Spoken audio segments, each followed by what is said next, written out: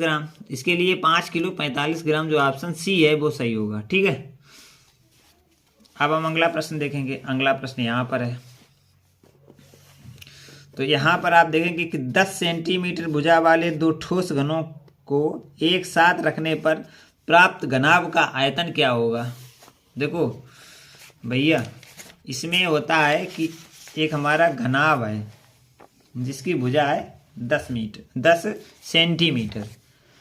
ठीक है, तो अब इसे समझना है कि घनाभ है और घनाभ किस प्रकार से बनता है, और इसमें दो घनाभ बराबर बराबर सेट किए गए। देखो हमारा एक घन है, घन होता है उसकी तीनों भुजाएं जो होती हैं वो बराबर होती हैं। जैसे घन होता है वर्ग और घन, घन की तीनों भुजाएं बराबर होती हैं। ये 3 डायमेंशन का है। इस प्रकार से हमारा घन बनता है जिसकी तीनों भुजाएं बराबर होती हैं, उसे हम कहते हैं घन। और घनाभ जो होता है इसी में एक और घनाभ घन को जोड़ दिया जाए। ठीक है, इस प्रकार से ऐसे जोड़ेंगे तब बनेगा ये और ये।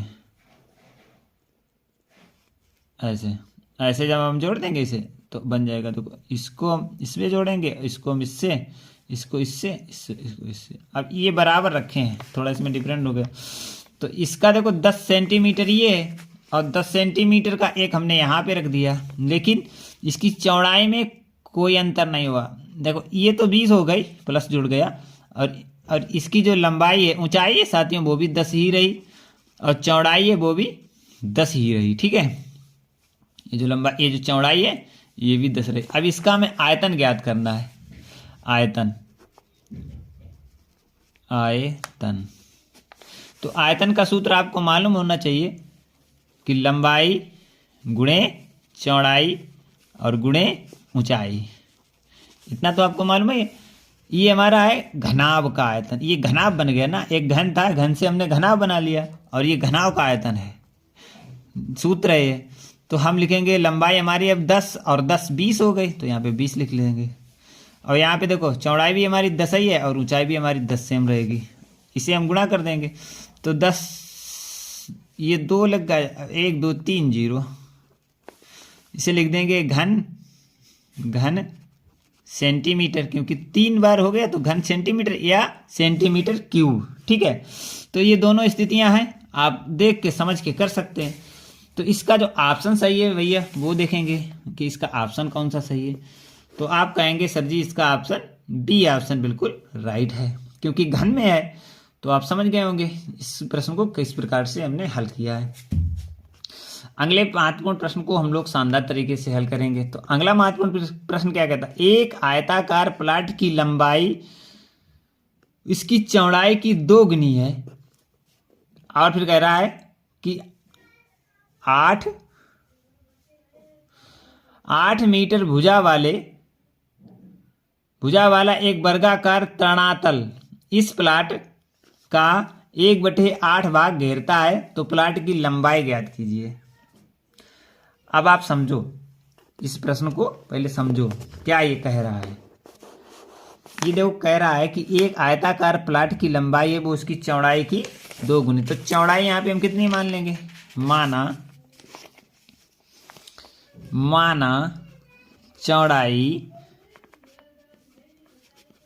चौड़ाई को हम x मान लेंगे।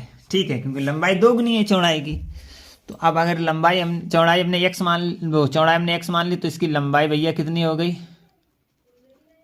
लंबाई हो गई है 2 गुनी मेरा, तो 2x कर लो।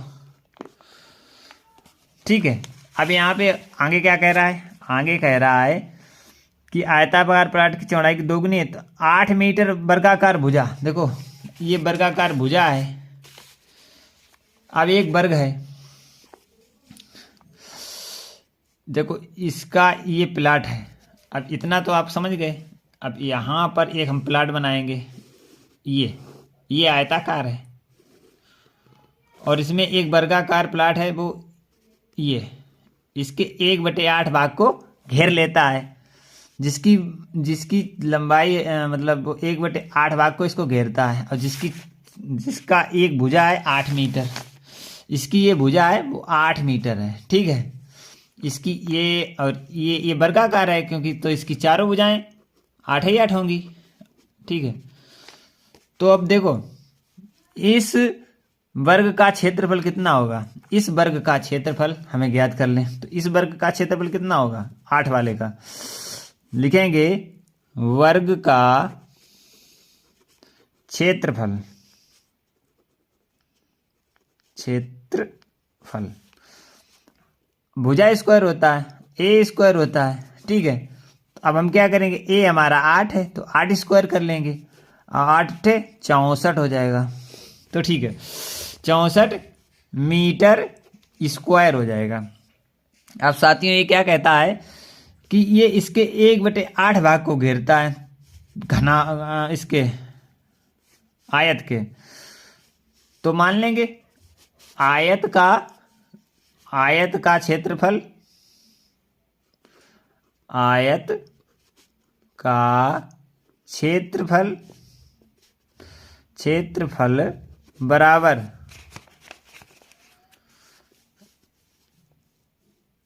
8 गुणे वर्ग का क्षेत्रफल।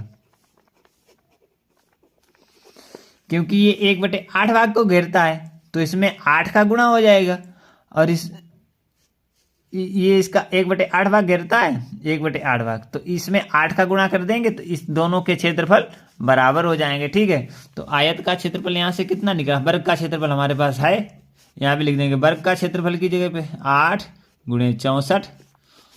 अब इसे हम गुणा कर लेंगे और ये निकल आएगा आयत का क्षेत्रफल। तो 8 चक्कू 32 की 2 हासिल से लगेंगे 3, और 8 छंग 48, 49 50 51, 512 वर्ग मीटर स्क्वायर,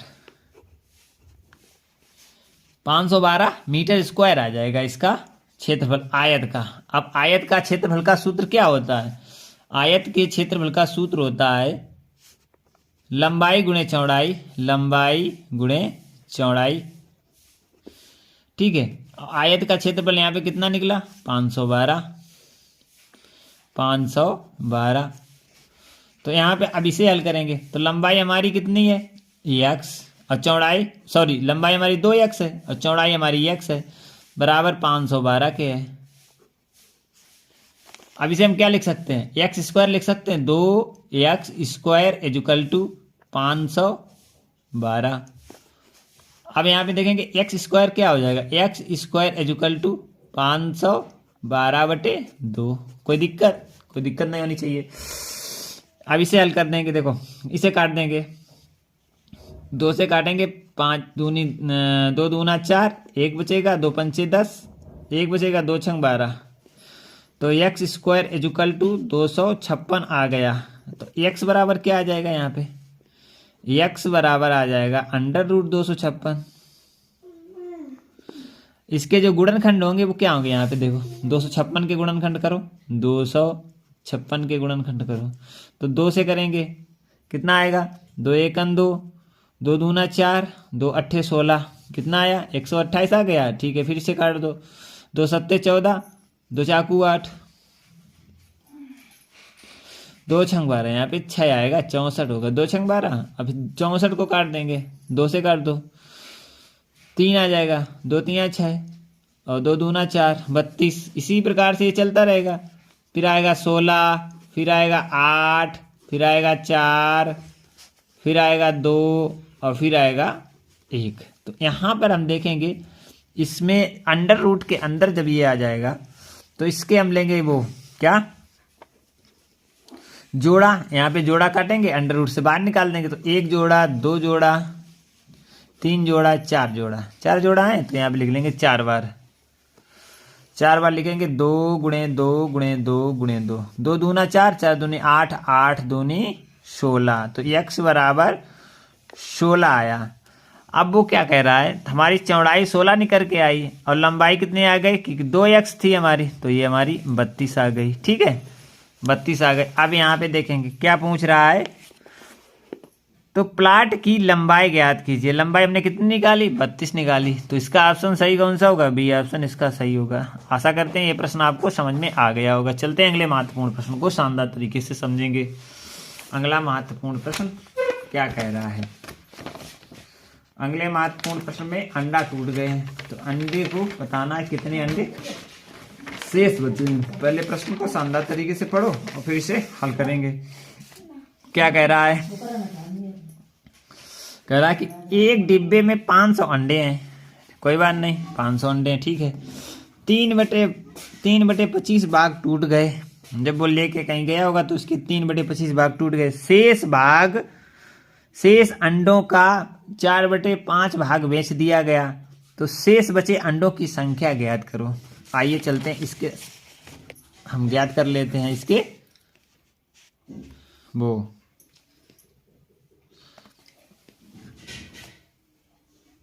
इसके अंडों की संख्या जो बचे हैं उन्हें हम ज्ञात करेंगे। कैसे ज्ञात करेंगे, इस पे हम करते हैं बात। देखो, पहले कुल अंडों की संख्या लिखेंगे। क्या लिखेंगे? कुल अंडों की संख्या। तो कुल अंडे कितने हैं भैया? कुल अंडे हैं 500। लिख लिए, कोई दिक्कत नहीं। इसके बाद टूटे अंडे कितने? 3/25। तो यहाँ पे लिखेंगे टूटे अंडों की संख्या। टूटे अंडों की संख्या बराबर कितना भाग टूटा है? 3/25। तो यहाँ पे क्या करेंगे? 500 में गुणे 3/25 निकाल लेंगे यहाँ से टूटे अंडों की संख्या। तो यहाँ से 25 सेकंड 25 दूना 50, कितना निकला? 20 तिया 60 अंडा। तो भैया यहाँ पे टूटे अंडे कितने निकल के आए? 60 अंडे टूट गए। कितने अंडे टूट गए? 60 अंडे टूट गए। चलिए, अब क्या कह रहा है? अब शेष बचे अंडे कितने हो गए? अब यहाँ पे हम लिखेंगे कि शेष अंडों की संख्या। शेष अंडों की संख्या कितनी आ गई? 500 - 60। भाई इतने ही तो बचेंगे, टूट गए तो उन्हें निकालना पड़ेगा हमें। तो यहाँ पे 440 अंडे आ गए, ठीक है। शेष अंडों की संख्या 440। अब उसमें क्या कह रहा है कि कि शेष अंडों में 4/5 भाग बेच दिया गया। अब क्या कहेंगे? बेचे गए कुल अंडे बराबर, यहाँ पे लिखेंगे, क्या लिखेंगे? बेचे गए कुल अंडे बराबर कितने बेचे गए अंडे? तो 440 में गुणे क्या? 4/5 भाग।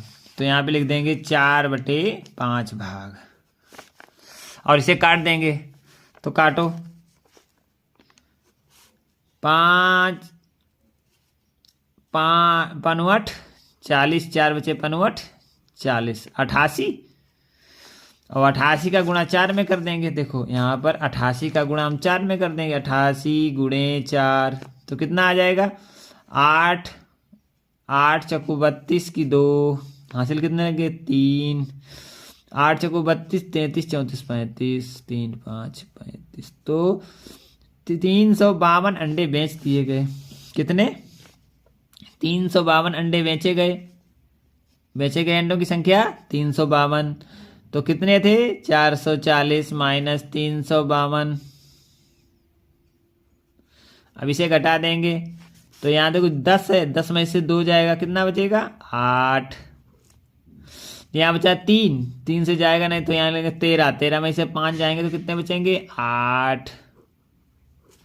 कितने अंडे बचे शेष? 8 अंडे, 88 अंडे शेष बच गए। तो आंसर हमारा कितना आया? 88। चलिए देखते हैं हमारा कौन सा ऑप्शन सही है। बी ऑप्शन बिल्कुल सही है इसका। तो आशा करते हैं यहाँ तक आपको प्रश्न की संख्या और प्रश्न ये अच्छी तरीके से समझ में